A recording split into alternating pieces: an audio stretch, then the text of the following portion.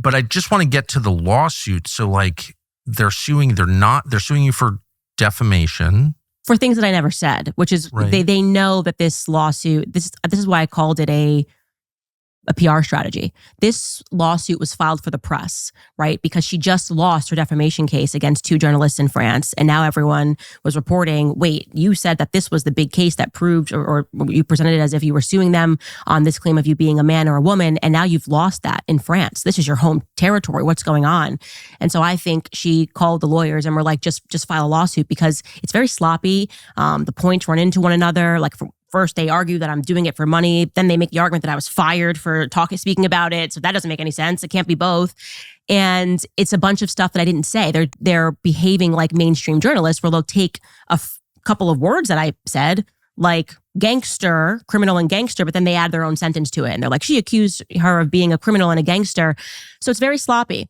And what they're doing is they're just biding their time. They don't want the world to look, which this was a very bad mistake, a very bad way to go about it, but they want the world to believe that she has a claim against me, that we're suing, therefore, because this podcaster lied.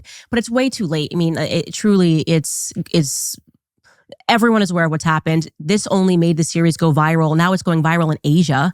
I'm getting all of these emails from people in China saying this series is going viral. They're not even on YouTube, so I don't know how they're watching it in China. But it was a mistake because obviously now people are going, okay, something must be true. A president of a foreign country does not sue a mom that does her podcast in her basement because she spoke something that was not true. Like there's clearly something that they want hidden. And so everyone's taking a closer look at the series. Yeah, that's not the way to hide things. Right. The way to hide things is say, poor Candace, nice woman, obviously mentally ill. Mm-hmm. Come on now. Mm-hmm. That's the way to do it. And sophisticated liars do that. Right. So it is interesting. They're responding in a way that clearly is driven by emotion and fear. That's my read. I don't really know why they're responding, of course, but looking at it, it's so interesting. And there is something also that the way that they're going about this, going after the journalists, thinking that America is the same sort of a beast as France is, and that, well, we have said that you can't ask us any questions, we'll sue you for cyberbullying. There is something cyberbullying, whatever the claims are here, but there is something about it where once you really arrive at a truth, what I find the reaction is for the people that are incensed by the fact that you're presenting that truth is I'll impoverish you.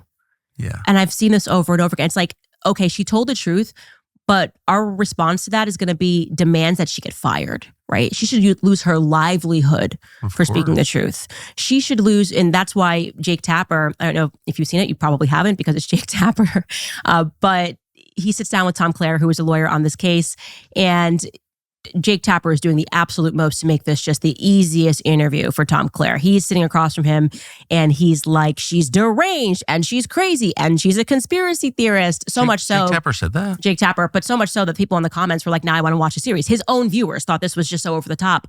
But then he turns to Tom Clare and he asks him like a basic question. He's like, what evidence did you present to her that Brigitte's a man? And Tom Clare can't answer the question. He's like, you can read the claims. It's extensive. And, we told her that she was a woman. They never presented any evidence. We went to them before we published the series. We were in touch with Tom Clare of Clare and Locke. We sent them a list of questions. We said, look, we won't even do this series if you answer these basic circle yes or no questions. Was Brigitte Macron, the first lady, born a woman? That basic of questions. Did she ever live as a person named Veronique? Before the transition, temporarily, Brigitte lived as a person named Veronique. They refused to answer these yes or no questions. Obviously, if you're going to prove actual malice, you have to present to the court, it's obviously a very high bar that's been set, which I don't necessarily even agree with that bar, by the way, New York Times versus Sullivan set. But obviously, you have to prove that I acted, I knew the truth, and I acted. That's exactly right. I was desperate to get to the truth and said I would stop doing this series. We also offered for me to get on a plane and fly to France to interview, to get Brigitte's side of this. I want to make sure I'm not colored by having read Becoming Brigitte and reading the series. There could be another side. And it was essentially a big F you, and said, Tom Clare comes back. She doesn't have to answer your questions. She doesn't have to prove to you. So they retained Tom Clare and Libby Locke then, or Tom Clare. So Tom Clare and Libby Locke are married. second marriage for him. But I know them. And they have a law firm, I believe, in suburban DC and Virginia, and that specializes in making people shut up through intimidation. They tried it with me. And in a really brutal, cruel way, I would say, to try and just scare you into shutting up. So that itself, I don't think anyone regards Tom Clare as a good lawyer at all. But certainly, his behavior is designed to intimidate you. So the fact that they hired them at the outset, that's the behavior of someone who just wants to scare you into shutting up. And the timing of when they first sent us a letter was actually the end of November of last year. We missed the letter because they sent it to an inbox that we would have never been checking. It was a very weird inbox, where you would go to return a t-shirt. And because we missed that, and I'm glad I missed it because I probably would have been scared. I think they knew, because that was right when I began speaking with Xavier Poussard. And I was in London at the time, and I had agreed to interview him, but nobody knew I was going to do this interview. So what made them suddenly send this intimidating letter? And Tom Clare sent it? Tom Clare sent it. They'd already retained him. They had retained him, and he sent a letter. And I think that they were monitoring Xavier Poussard. I think they were monitoring either his communications or monitoring him. How else would they have known? That he was flying to London to sit down and do an interview with me. And they sent it just a week before I sat down with him. Well, keep in mind, the subject of your story controls some of the most competent intel services in the world. Correct. As a head of state, there are no rules at all, which is enough to make you a little uncomfortable if you think about it. Yeah. And the fact that they would hire those two lawyers, by the way, his wife, Libby Locke, is Bill Ackman's lawyer, who Ackman uses to make people shut up. Interesting. By sending hysterical letters, screechy letters, threatening to destroy you if you keep talking about the client. I mean, it's really thuggish. You may have noticed this is a great country with bad food. Our food supply is rotten. It didn't used to be this way. Take chips, for example. You may recall a time when crushing a bag of chips didn't make you feel hungover, like you couldn't get out of bed the next day. And the change, of course, is chemicals. There's all kinds of crap they're putting in this food that should not be in your body. Seed oils, for example.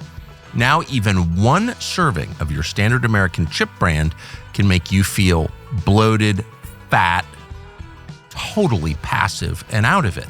But there is a better way. It's called Masa chips. They're delicious. Got a whole garage full of them. They're healthy, they taste great, and they have 3 simple ingredients: corn, salt, and 100% grass-fed beef tallow. No garbage, no seed oils. What a relief, and you feel the difference when you eat them, as we often do. Snacking on Masa chips is not like eating the garbage that you buy at convenience stores. You feel satisfied, light, energetic, not sluggish. Tens of thousands of happy people eat Masa chips. It's endorsed by people who understand health. It's well worth a try. Go to Masa, M-A-S-A, chips.com/Tucker. Use the code Tucker for 25% off your first order. That's masachips.com, Tucker.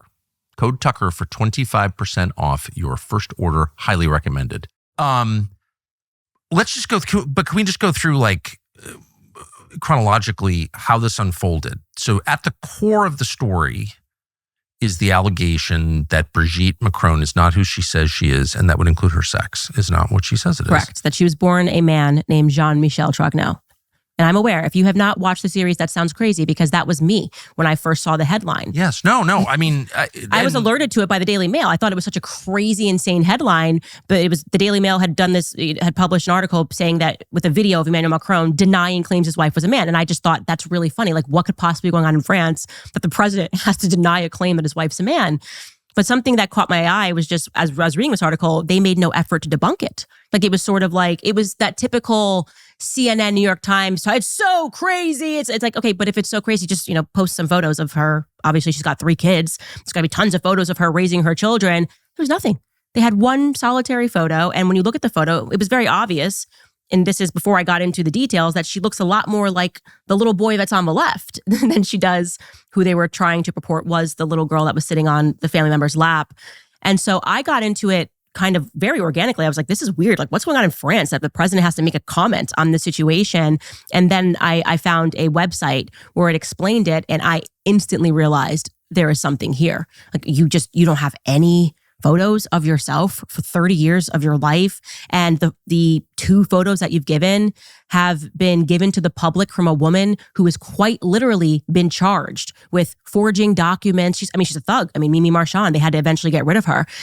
Forging documents, thuggery, things of that nature, of a criminal nature. She's the only one. Everyone's going to go through her to get any information about your past. This is so strange. It's so kooky that you wouldn't just, the defense to this is just, hey, could you show us any pictures of your living for these 30 years? You had allegedly 3 children. Did you guys take any photos while you were raising them? Maybe when you were in the hospital? No, Tucker. There's nothing there. So it's an amazing allegation, a stunning allegation, a bewildering allegation. But I think the legal and the moral question is, did you give that opportunity? Did you give the Prime Minister and his wife an opportunity, the Macrons, the opportunity to respond to the allegation before the series ran? So that's my question. Weeks to respond. And what way did you do that? Did you call them? Did you? Via Tom Clare. It was their lawyer. So they kind of made a mistake. They messaged us first to kind of intimidate us and say, you're working on this thing, or you're talking, Did they say how they knew you were working on it? I am not clear, because what was interesting is in that first letter, they included claims of what I said while I was working at the Daily Wire. That was the previous March. So you're responding to something that I said in March. We're now in December. So what triggered you? Clearly it had to have been that I had just interviewed Xavier Poussard and they were aware of it. So then they said, okay, send her out a letter to intimidate her. And obviously getting a letter for most people, you get a letter from a sitting president of France, you're going to go, okay, well, I'm just going to be quiet and not say anything more because I don't want to get involved in this. But for me, it just made me even more curious. And so to be sure, I said, well, I'm glad we have a line of communication established, because I'm certainly not interested in defaming you. I'm not interested in lying. Obviously, I would do myself a disservice if all of this was complete crap. And it turned out that I had been peddling it. So here are my questions. Very simple, yes or no questions. Did you ever live as Veronique? Who is Jean-Michel Trog? No. Refused to answer. They just instantly got... So you presented the allegations to them, which they, of course, were aware of, that people had made, others, not you, that she's not really who she says she is. Mm-hmm. And you said, can you explain? Yeah. And honestly, didn't require much of an explanation. We also asked, can you give us any photos of you living through this 30-year period? Pretty easy stuff. If you're actually concerned and you're going to pretend you're so traumatized and defamed because of this story, I would have been like, yeah, of course, here I am. Here's me in middle school. Here's me on a cheerleading team. Here's me the first day I held my first son. Here's me. It's such an easy thing to debunk that it requires the suspension of common sense to believe that this is a conspiracy theory, because it's so easy to debunk, and yet they refuse to do it. And they're being extremely petty and going after every single person that speaks about it. Now, have they ever provided that evidence to anybody? No, that's the point. They haven't. To this day. They would have never had to sue anybody, because everyone would have then laughed at them. Like if someone was working on a story saying that I lived as a man for 30 years, I don't need to lawyer up. I want you to publish that story so that I can then come out and say, this person is a psychopath. Clearly, here is the trove of me growing up with my sisters. Here's my middle school yearbook. To the contrary, even when Xavier Poussard, because he has been worked on this for 10 years and therefore filing paperwork with the government to get pictures, Jean-Michel Trogneau has a military file. He also filed to get Brigitte's school yearbook, where she's allegedly has a picture, and he won that case and then took it to Sacré-Cœur, which is Sacred Heart, and they said, we're not releasing it. I don't care if you won the case. We're refusing to release this to you. So in every regard, something that would be able to dispel this rumor, even her children, where are your kids in this? If that's my mom and she's so attacked and it's so horrifying that she's got to put, my dad, stepdad on a plane to go speak to the President of the United States, way before then, I would have released pictures of me and my mom. Her kids are all adults. I would have said, here's me and my mom growing up on my first birthday, my second birthday. Please, everyone, leave her alone. They won't do it. It's bonkers to think. Have the kids spoken in public? Only one child has ever spoken and called the rumors crazy and upsetting, and that's her youngest daughter, Tifon. And I have a theory about why that is, but again, there's no evidence to supply. Tifon won't go under oath. Tifon won't speak. Tifon won't say, oh no, she just says it's very hurtful and it's not true. And okay, Tifon, well, you have the power to dispel this by just releasing some photos of you growing up. You're a 40-year-old lawyer. It's pretty simple to release some photos of you as a kid with your mom, and they won't do it. Thanks for watching our YouTube channel. We hope you'll subscribe to it. And by the way, you can hit the little bell on there and get notifications every time we produce a video. We hope you'll do that also.